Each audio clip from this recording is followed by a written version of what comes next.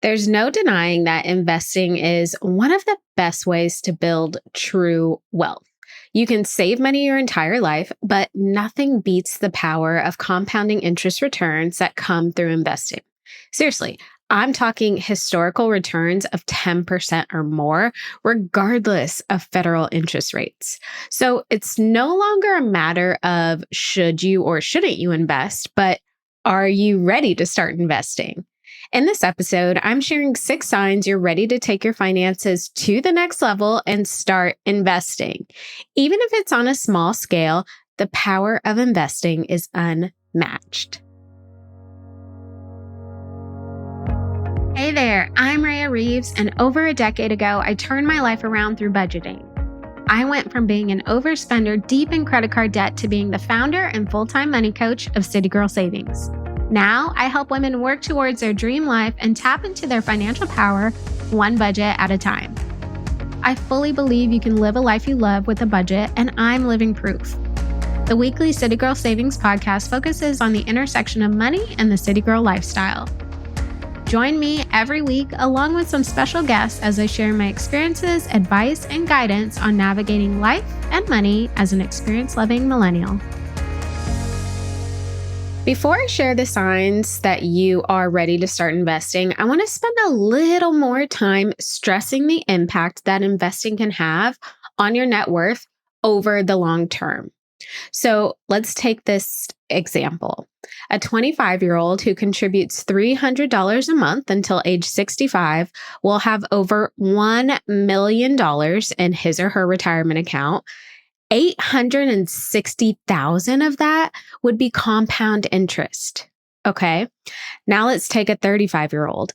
A 35-year-old making the same contribution of $300 a month until age 65 will have 440,000 in his or her retirement account, with only 332,000 of that being compound interest. Okay, so we went from starting at 25, having over $1 million, to starting at 35 and having under $500,000, just with the difference of 10 years. Okay. And then finally, a 45-year-old will have 177,000 by age 65, with only 105,000 of that being compound interest if they were making that same $300 a month contribution. Now, this is assuming a 8% rate of return, which, as I mentioned earlier, 10% is a little bit more accurate. But all that to say, moral of the story is the earlier you start investing, the more you will have over time and the less you will need to make an impact. Okay, so let me talk about that for a second. So the 25-year-old who starts contributing the $300 a month, or essentially investing that $300 a month, really doesn't need to do anything in excess of that $300 a month to hit that $1 million mark by age 65. Okay, so he or she can set the $300 a month and just let it ride out and have over $1 million. However, if a 35-year-old who is just starting out wants to have $1 million, they're going to need to contribute significantly more than $300 a month to get there. And that's just because that 10-year time difference impacts the power of compounding interest, compounding returns. So again, moral of the story is the earlier you start, the more you will have and the less you will need to make an impact. But that does not mean that you shouldn't get started right now. Like, let's forget about the past. Can't do anything about it. But you can start right now and give yourself as much time as possible to let your investments grow and make money off of their returns. All right, now that you know the power of investing, let's get into the signs that you're actually ready to start investing. First sign, you have paid off your debt or you have a plan to pay off your debt. Now, you may be thinking, well, if I invest now, the money that I earn from those investments can be used to pay off my debt later. And while that's not a bad way to think, I want you to picture it from the other side. If you have credit card debt and the interest rate on those credit cards is 20%, but you decide that you would rather invest instead of paying down those credit cards, your investments will yield an average return of 8 to 10%. So you're paying 20% in interest, but you're only gaining 8 to 10% in interest with your investments. So that means it's costing you more to put your money towards investments and paying off your debt. Okay. So when you think of it that way, it's more important to make sure that your high interest debt is paid off before you start investing. Otherwise, you'll essentially be losing money. And another thing to consider is that not every investment results in a gain. Yes, the average return over the long period of time is at 8 to 10% mark, but what if you absolutely need the money when the market is behind or in a slump? Not only did you lose that money that you could have put towards your debt, but you've also lost your investment should you decide to cash out.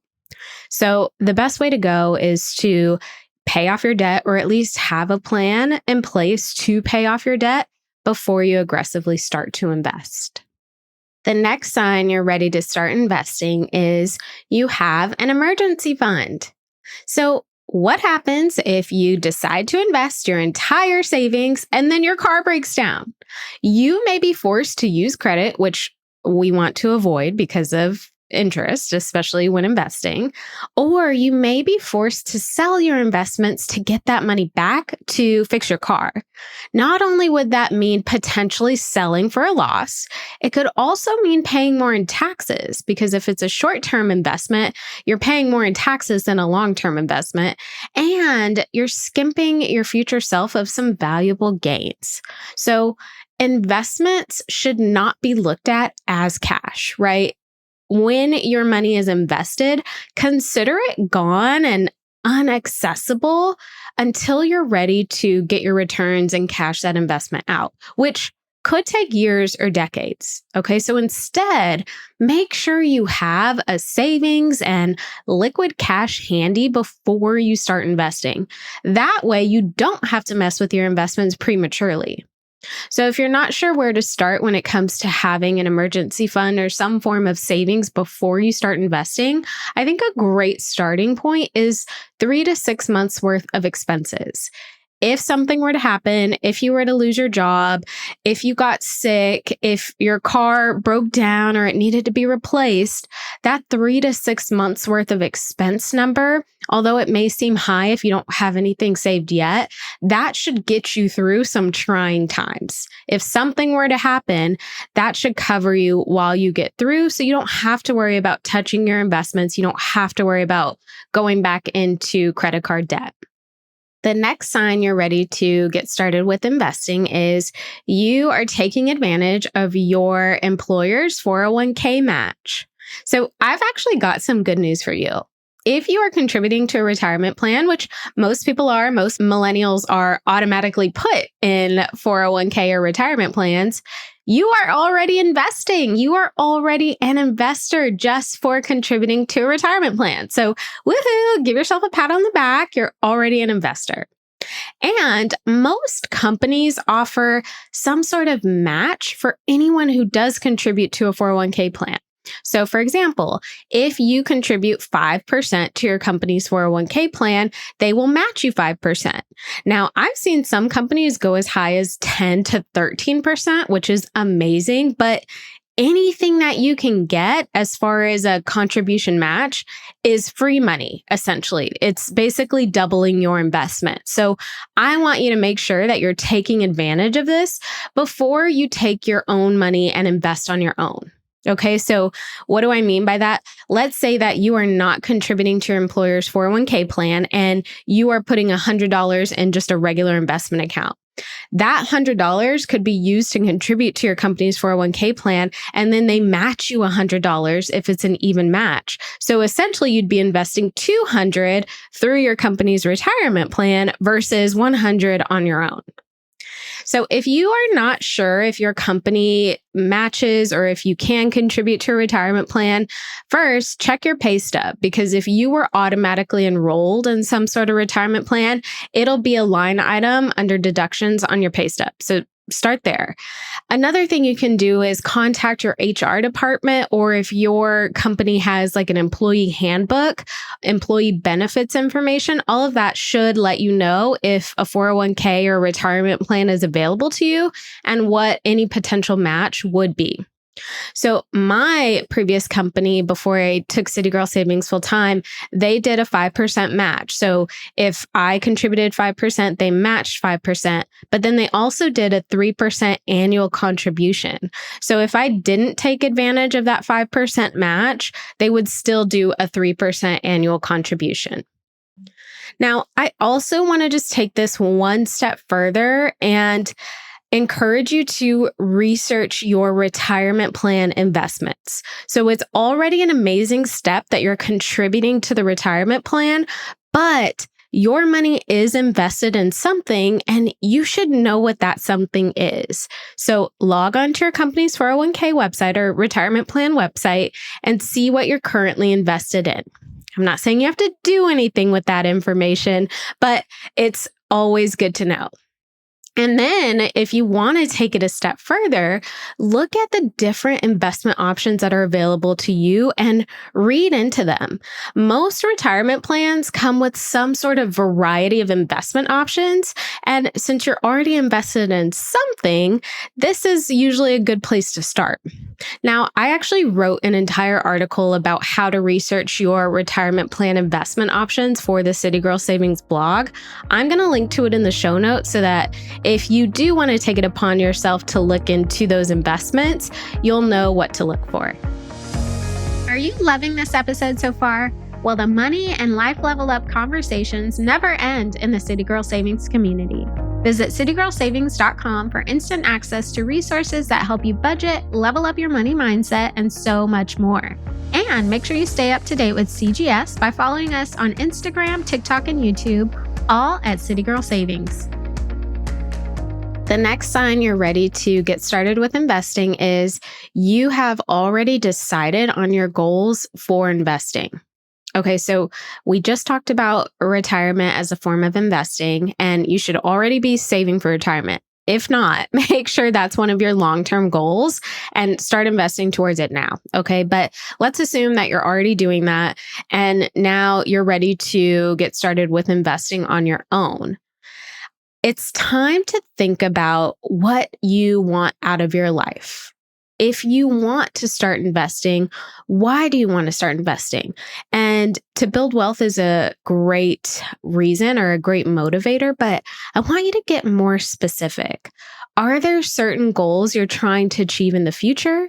If so, start by making a list of your long-term goals, when you want to achieve them, and how much you'll need to achieve those goals.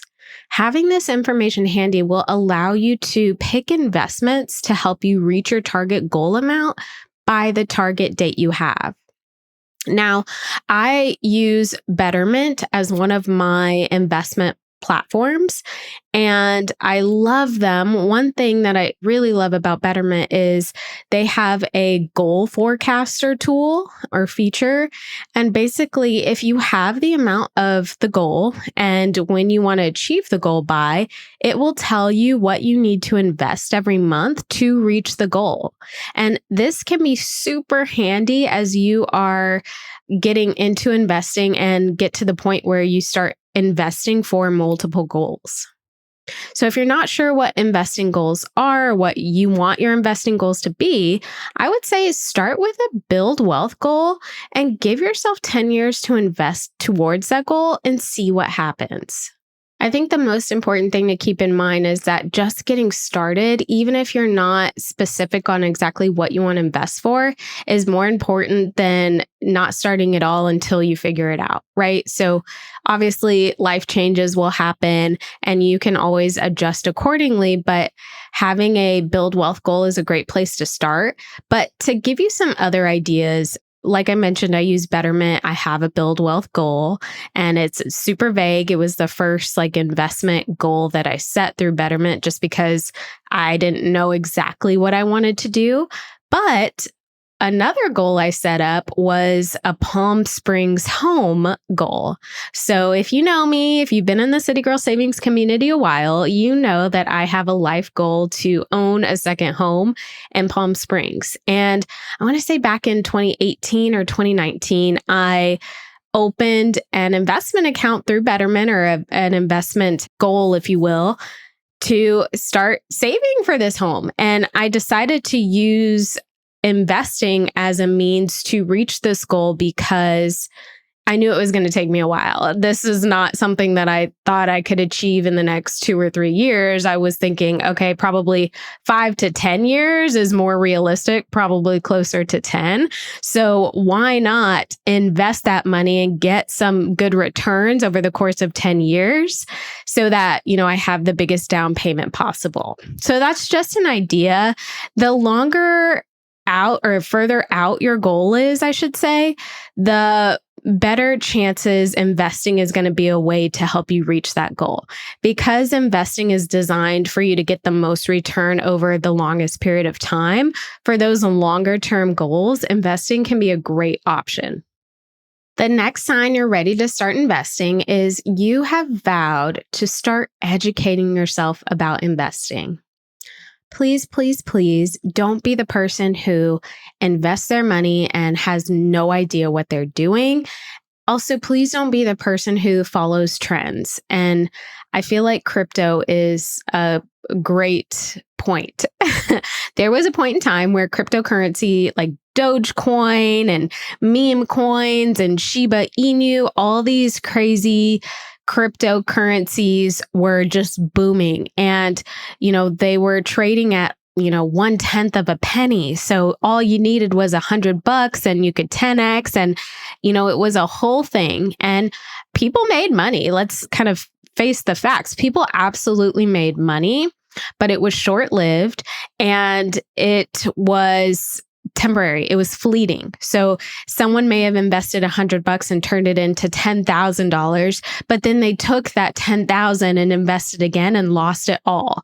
So if you don't know what you're doing and you want to start investing, make it a point to start educating yourself. Make it a point to be interested in trends, right? But don't just follow them willy-nilly thinking that it's going to be lucrative, because it may not. After that whole crypto boom busted, a lot of people lost a lot of money, and now nobody really talks about crypto like they used to.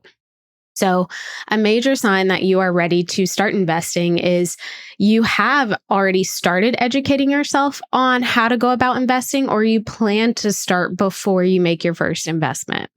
There are plenty of blogs, books, podcasts, YouTube videos, TV shows tailored to investing. If you are seriously considering investing for the long haul, you will want to educate yourself as much as possible. And, I'll be the first one to admit it's not super easy to understand. And I can go on a tangent because I think it's designed that way. It's designed to keep people in fear of not knowing and therefore not giving it a try. But even if a lot of the language seems foreign to you in the beginning, just like any other subject, just like any other topic, the more you familiarize yourself with it, the more it will make sense. And I interviewed Mark Russell from Better Wallet about how to start adding investing to your money goals.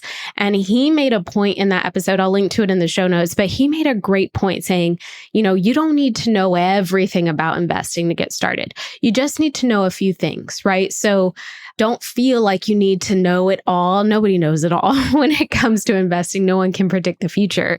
But, make it a point to start putting yourself in positions and learning new things so that terms and vernacular that seems foreign now will become familiar to you.